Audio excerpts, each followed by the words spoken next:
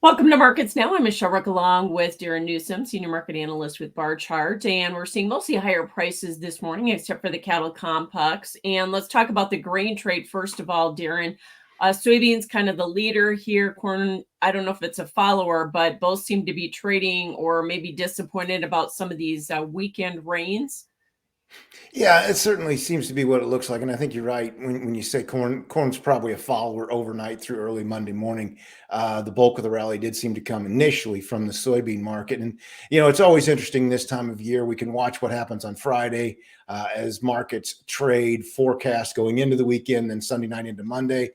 They trade what actually happened over the weekend, and so but at first glance, it certainly looks to be some disappointment over the rains that did occur this weekend. Now we'll settle back in to where we're looking at forecasts, and the latest 6 to 10 day that I saw still calls for cooler than normal temperatures and at least normal precipitation for much of the Midwest. So at some point I think we're going to turn the page on this past weekend.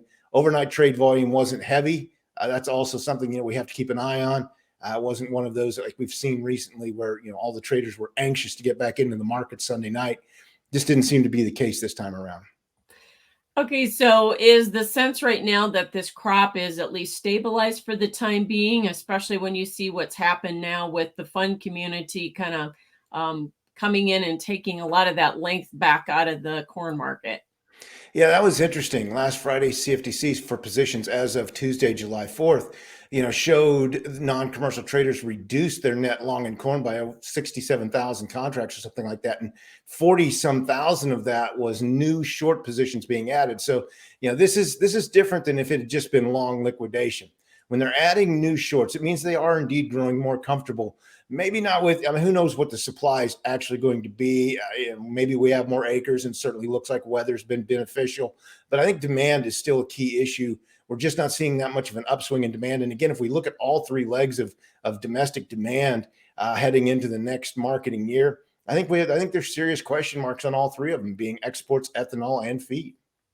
Yeah, absolutely. And the exports were again not very good on Friday's report. Let's talk about soybeans as well, though. Is the market maybe a little bit more nervous about that market just because supposedly we have less acres that we've planted here now, and maybe this stock situation is going to be a little bit tighter? Yeah, that it's possible. I mean, if we look at the future spreads, soybeans are by far and away more bullish than corn. The only spread in soybeans that has any bit of carry is the Nov Jan, and that's still a small carry. Everything else is inverted, so there's still some concern, at least for the 2023-24 marketing year. That acreage number, who knows if it's right. It certainly seemed to catch the market off guard whenever it was released there at the end of June.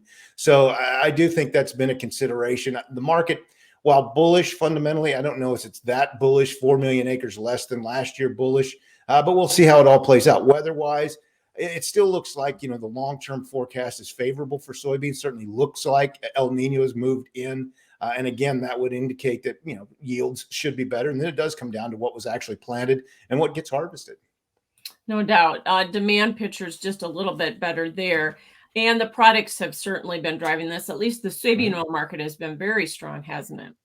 Yeah, we've seen kind of the handoff of the baton back and forth between soybean oil and soybean meal every other week or so, every couple of weeks. So it does look like it's being it's a product-led rally at this point. We have seen crush picking up. Exports still a little bit questionable. We're still we seem to be falling further behind last year's pace with each week that goes by, and pretty soon we're just going to run out of weeks here in 2022-23. So even though we do have tight supplies, there's not a lot of demand again, except for some domestic crush that does seem to be picking up as we're looking to move more soybean meal and produce more soybean oil. Yeah.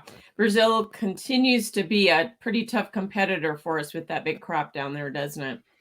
Yeah, it does. And we kind of knew this was going to be coming along because, again, this is the effects of El Nino. We saw the rains move into Right. South America late in their growing season, and it produced what's been called a record crop. So, if the weather patterns now have changed for North America as well, I think the idea is, okay, so maybe we're not going to have record production, but we are going to have increased production over what we've seen the last few years when it's been hot and dry. So that'll be interesting to see what actually plays out over the coming months, but it certainly has had an effect with soybeans supplies and their availability to move it.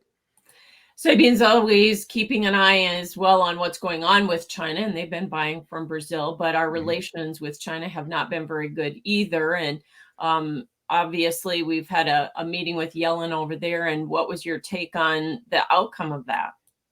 Yeah, one of the things that we do know that the situation between the U.S. and China probably can't get any worse. Given the ongoing trade war and the kind of the falsehood of phase one. So any steps might be viewed as progress. I just didn't see a lot coming out of the weekend, out of the meetings last week. There was some chatter about how things could be getting a little bit better, but I mean a little bit better still isn't good.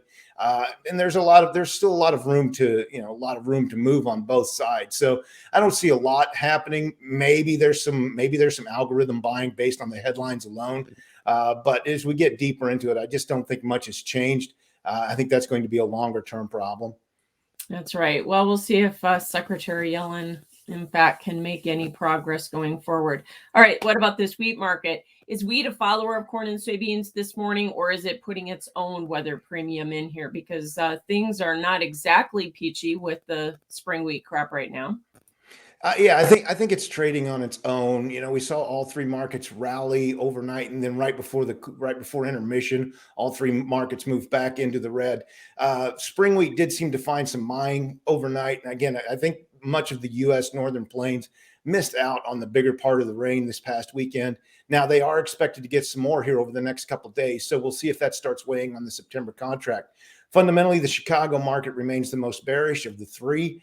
We've seen strong carries in those future spreads, so I don't think that's going to change. And I think that's going to keep a little bit of lid, possibly on the buying enthusiasm in Chicago wheat. Any possible spillover activity from corn and soybeans.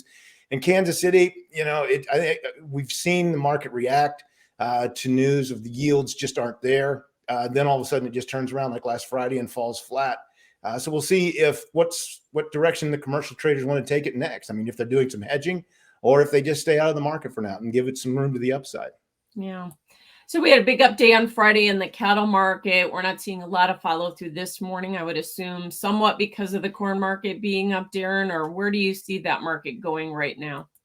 I think some of it's probably tied to the corn, but if we look over at the live cattle market, the biggest thing is we continue to see weakness in the box beef. I'm not saying box beef is collapsing, but I think it has tried to establish its normal seasonal top in here. I mean, buying for grilling season is going to start to slow. We know supplies really aren't there, but it just seems like some of the demand's starting to go away as well. We're seeing losses or lower prices reported almost every day in both choice and select. So, if we start to see a top in the box beef market, I think the cash market itself is going to have a tough time pushing higher. And if that's the case, futures could be looked as a little bit top heavy in here, as we've talked about before. Certainly an opportunity for it to move a little bit lower. There's certainly a lot of room underneath this market, given how quickly it rallied. And let's talk about some of the outside markets because the market is starting to at least buy into the idea that maybe we're going to get this Fed increase in interest rates later this month.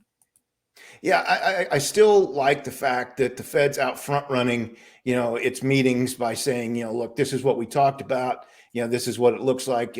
Chairman Powell's out saying, do not be surprised if if the Fed raises rates a couple more times, maybe consecutively yet this year. But yet, what was interesting is the U.S. dollar fell 90 points on Friday. So, maybe it didn't mean much. It found a little bit of buying overnight through Monday morning, but that was a pretty big sell-off, and we haven't seen the dollar put in a long-term bottom yet.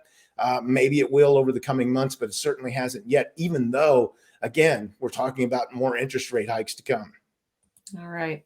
Thanks for joining us, Darin Newsom, Senior Market Analyst for Barchart, and that's Markets Now.